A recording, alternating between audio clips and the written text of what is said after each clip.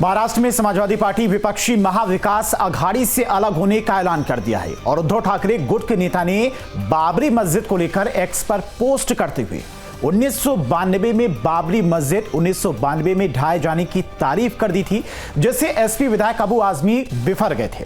महाराष्ट्र और हरियाणा इलेक्शन में इंडी गठबंधन के हार के बाद इंडी गठबंधन में चल रही उठापटक अब खुलकर सामने आ गई है। आदित्य ठाकरे ने अखिलेश यादव की पार्टी को लेकर बड़ा बयान दिया। उन्होंने कहा कि उनके नेता कभी कभी बीजेपी की बी टीम की तरह बर्ताव करते हैं।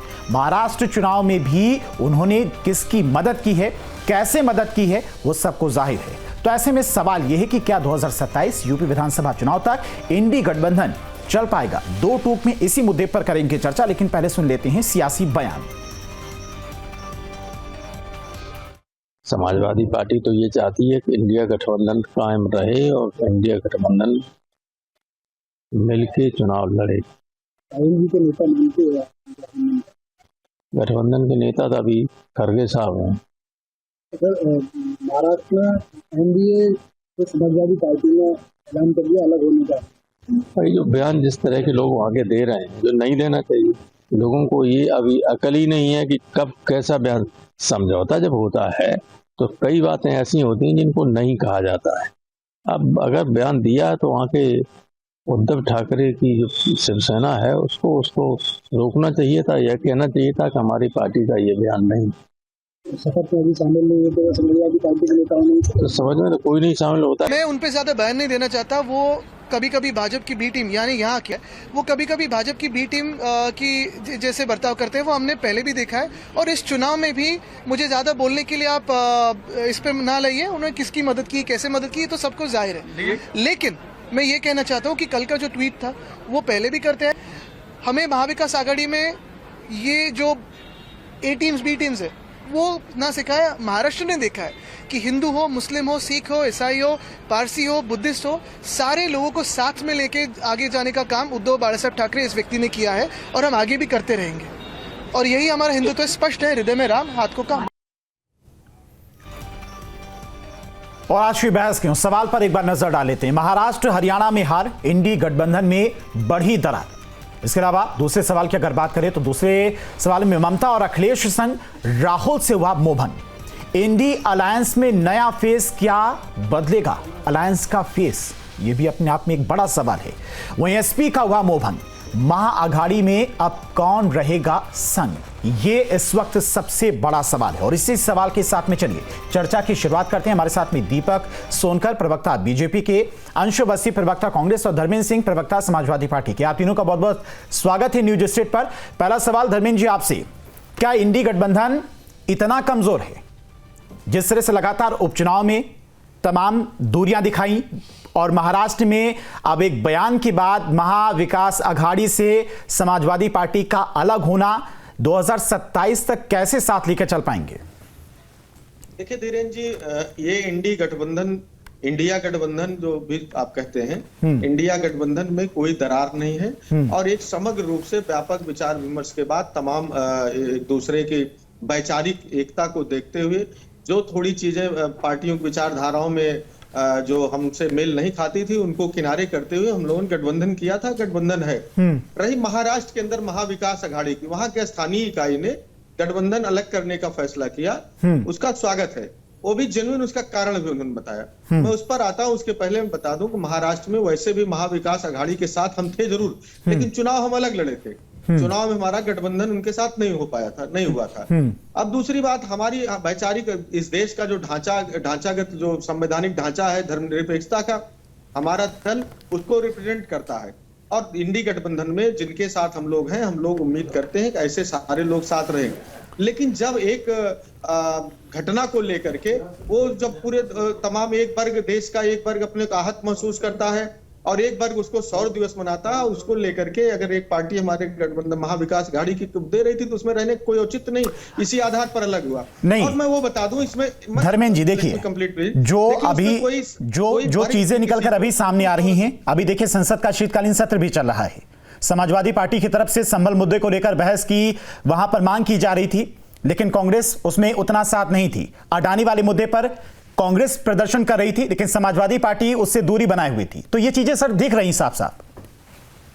संभल का जहां तक मुद्दा है, संभल का ज्वलंत मुद्दा था, उत्तर प्रदेश से जुड़ा हुआ है। और जिस तरह से वहां हुआ, जो आपसी सामंजस्य, भाईचारा, शांति को तार तार करने का काम सरकार के इशारे पर हुआ, उसकी हम निंदा करते हैं। उस पर संसद से हम लोगों ने समय मांग रखा था। संसद में जब मौका मिला, माननीय अध्यक्ष जी ने जब मौका दिया, तो हमारे दल के नेताओं ने, आदरणीय अखिलेश यादव जी ने, राज्यसभा में आदरणीय प्रोफेसर साहब ने और लोगों ने उठाया।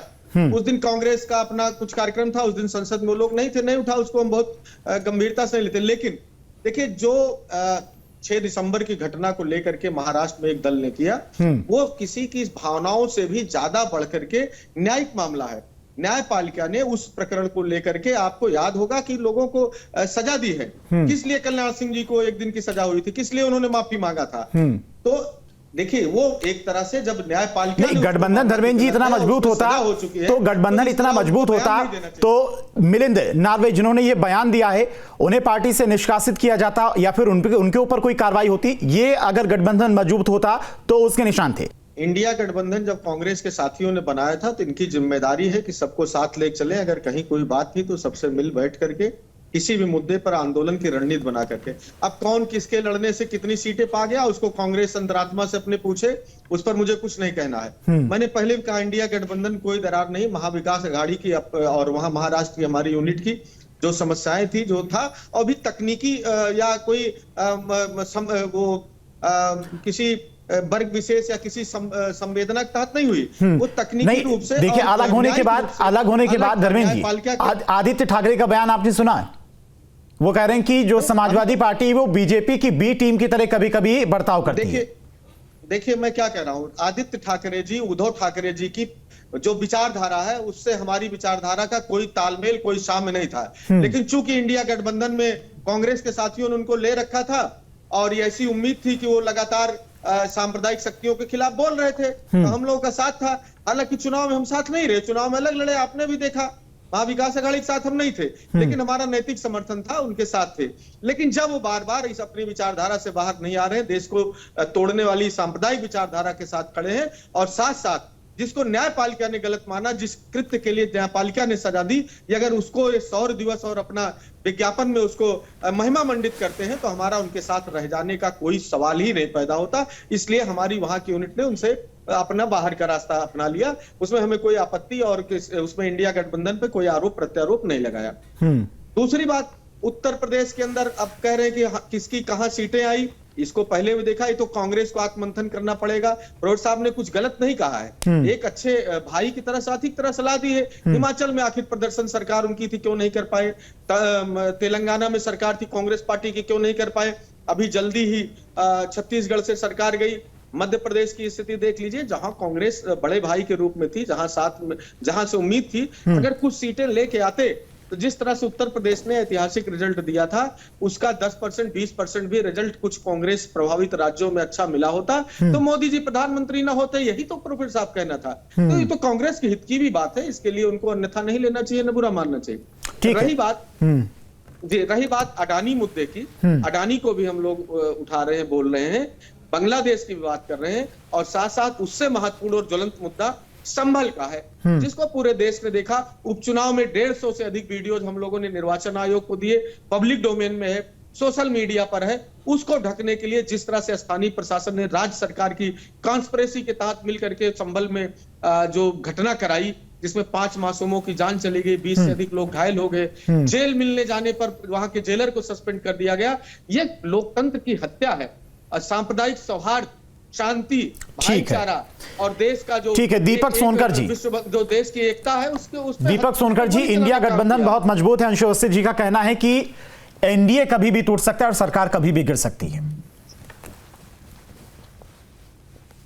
देखिए धीरेन्द्र जी की इंडी गठबंधन कितना मजबूत है, ये चर्चा में छोटे छोटे पॉइंट सामने आ गए, और आज महाराष्ट्र में महाविकासगढ़ को, मैंने एमपी को भी अलग करने का समाजवादी पार्टी ने निर्णय ले लिया। क्यों? मैंने एक एमएलसी ने अगर हमारे शौर्य दिवस को, अगर उसको स्वागत करने का काम किया, विध्वंस जो बाबरी मस्जिद को विध्वंस शहदेव समर था उसको तोड़ने का काम किया। भारतीय जनता पार्टी तो हमेशा से मानती है कि जो एनडी गठबंधन है, जो निजी स्वार्थ का गठबंधन है, जो निजी स्वार्थ की राजनीति का गठबंधन है, ये गठबंधन नहीं है, ये ठगबंधन है। जो निजी स्वार्थ के लिए ठगों का बंधन बनाने का काम किया गया है, ये प्रैक्टिकल है और ये ठगबंधन अभी आगे जाने वाला है। देखिए आज किस तरीके से एक बात और निकल करके आई चर्चा में कि आदित्य ठाकरे जी ने भारतीय जनता पार्टी की बी टीम समाजवादी पार्टी को बनाया है और कांग्रेस बसपा को बी टीम बताती है, समाजवादी पार्टी बसपा को बी टीम बताती है। भाई हम भी यही बात मानते हैं कि भारतीय जनता पार्टी देश के प्रधानमंत्री आदरणीय नरेंद्र मोदी जी के नेतृत्व में ए टीम है और ये सारी बी टीम है।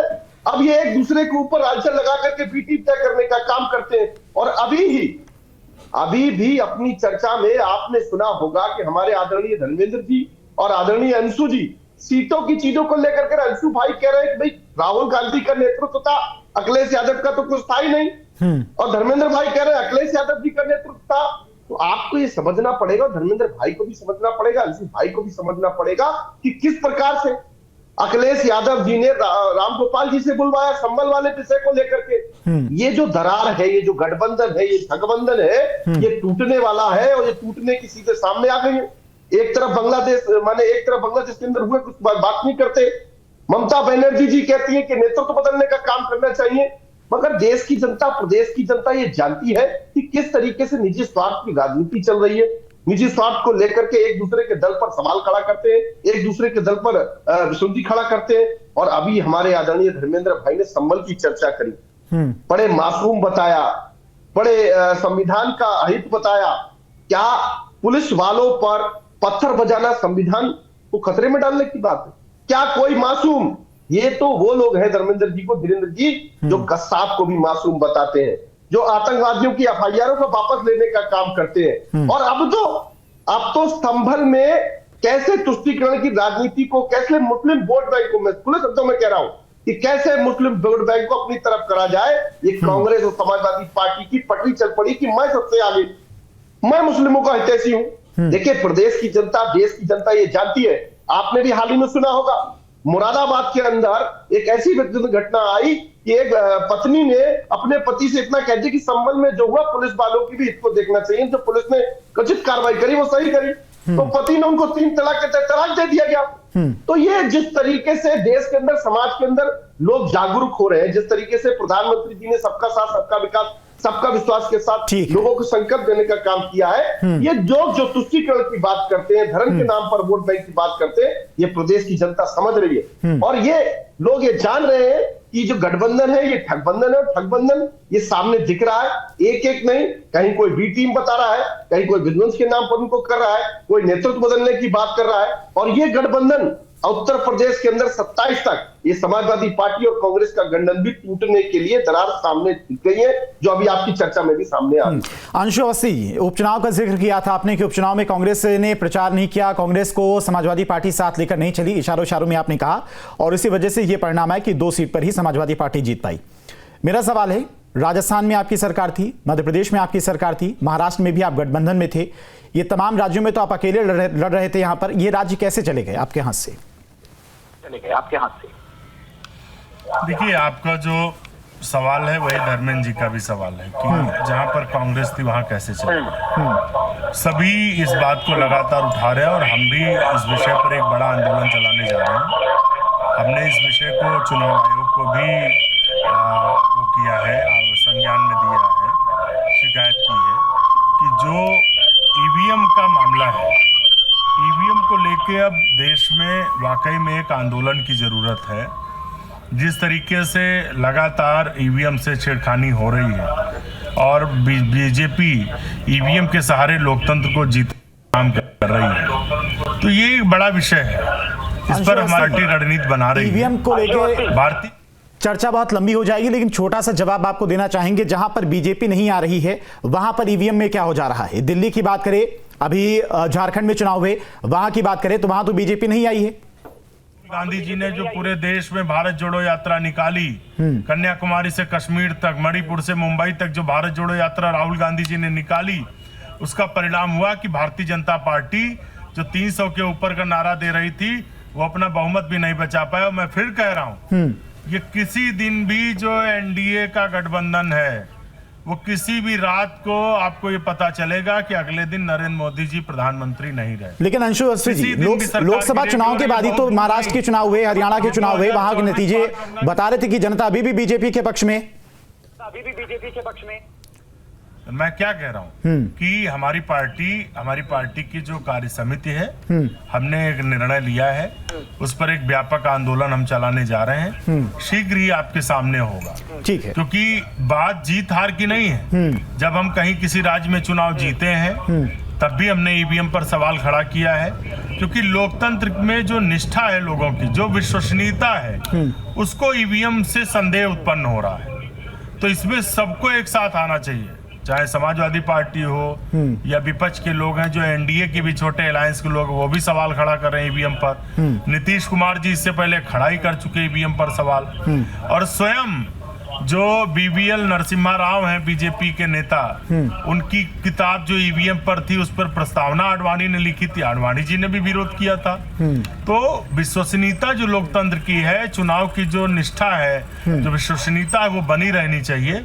हमारी पार्टी उस पर अभियान चलाने जा रही है, आपके सामने होगा। ठीक है। भाजपा को जो अहंकार हो गया है सत्ता का, और जो जनता के मुद्दों पर बात नहीं करना चाहते हैं, संभल में जिस तरीके से हत्याएं करवाई गई हैं सरकार के इशारे पर, ये सब सामने है। ठीक है, दीपक सोनकर जी, कि जो न्यायिक छोटा सा जवाब, उसके बाद धर्मेंद्र जी आपके पास आएंगे, जांच करेगा। देखिए मैं अंशु भाई से ये पूछना चाहता हूं कि जहां आप जीते हैं, क्या वहां ईवीएम सही थी? आप हमेशा से ईवीएम का रोना रोते हैं, जहां आप जीते वहां का ईवीएम सही थी। और जिस तरीके की आप संबल की बात कर रहे हैं, अगर कोई किसी पर पत्थर मारेगा, कोई किसी पर गोलियां चलाएगा, कोई किसी पर लाठियां चलाएगा, तो क्या किसी को फूल बरसाने का काम करेगा? देखिए उत्तर प्रदेश के अंदर प्रदेश में जो दलितों महिलाओं पर अत्याचार किया जा रहा, सरकार अपराधियों के साथ खड़ी, उस पर चर्चा ना हो। प्रदेश में भ्रष्टाचार, बेरोजगारी चरम पर है, थानों तहसीलों में जमकर भ्रष्टाचार हो रहा। ठीक है, अंशु जी बीच में नहीं, अंशु जी बीच में नहीं, जो भी पत्र भी, जो भी अपराधी कार्रवाई करेगा तो उसके ऊपर कार्रवाई होगी। दबाने के लिए संभल की हिंसा कराई गई, जानबूझकर संभल की हिंसा कराई गई। मैं ये पूछना चाहता हूँ, अंशु जी ने कहा कि राहुल गांधी जी सबसे पहले चिंता करते हैं, जहां कोई घटना होती सबसे पहले राहुल गांधी जाते हैं। क्या राम गोपाल मिश्रा पूरे देश में सबसे ज्यादा दलितों महिलाओं पर अत्याचार उत्तर प्रदेश में क्यों हो रहा है? सरकार बुलडोजर के नाम पे लोगों को डराने का काम कर रही है। सुप्रीम कोर्ट की फटकार के बाद आपको इस पर जवाब देना चाहिए। सवाल पूछने वाले आप कौन होते हैं? विचारधारा अगर मैच नहीं करती है तो गठबंधन कैसे हो जाता है? अगर मुद्दे मैच नहीं करते हैं तो गठबंधन कैसे टिक पाएगा 2027 तक? जो मुद्दे संसद में उठाए जाते हैं, संसद के बाहर उठाए जाते हैं, वो मुद्दे गठबंधन में तय नहीं हैं। दूसरे दल के जो आपके गठबंधन के सहयोगी हैं वो किसी दूसरे मुद्दे को लेकर प्रदर्शन करते हैं, आप किसी दूसरे मुद्दे को लेकर प्रदर्शन करते हैं। तो ये स्थिति अगर गठबंधन के अंदर रहती है और विचारधाराएं अलग हो जाती है तो 2027 की फाइट कैसे लड़ेंगे आप?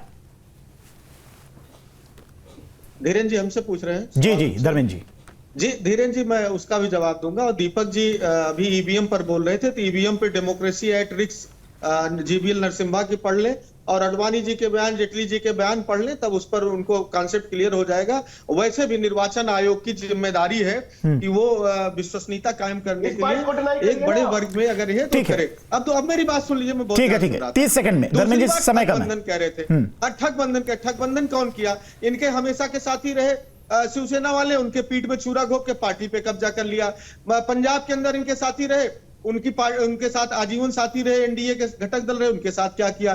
ठगबंधन उसे कहते हैं। अल्पसंख्यकों का आप नाम लेकर के विरोध करते हैं और आपके साथी चंद्रबाबू नायडू जी अल्पसंख्यकों को अपने एजेंडे में जो है आरक्षण देने की बात करते हैं। जिन बिहार के साथी आप नीतीश जी की बात करते हैं, उनके कहते थे इनके लिए दरवाजे हमेशा बंद हैं, इनको तो कभी देखने नहीं दूंगा। उनके साथ जब खड़े हो जाते हैं तब आपको ठगबंधन कहा जाता है। धर्मेंद्र भाई, अजीत पवार ये निजी स्वार्थ के लिए, जो निजी स्वार्थ के लिए दलों को जोड़ने का कार्य किया गया, आज वह दल अपने अपने निजी स्वार्थ के लिए टूटने का कार्य कर रहे हैं। चलिए उत्तर प्रदेश की जनता ये जानती है। बहुत बहुत शुक्रिया अपना समय देने के लिए। तो सबसे बड़ा सवाल यहां पर यही उठता है कि जिस तरह से लगातार हर एक राज्य के विधानसभा चुनाव के बाद गठबंधन की गहराई और दरार बढ़ती जा रही, वो समय के साथ पड़ती है या फिर और बढ़ती है? 2027 में यूपी में भी विधानसभा के चुनाव हैं, यहां पर कांग्रेस और समाजवादी पार्टी का गठबंधन रहता है या फिर चुनाव से पहले ही टूट जाता है? ये देखने वाली बात होगी।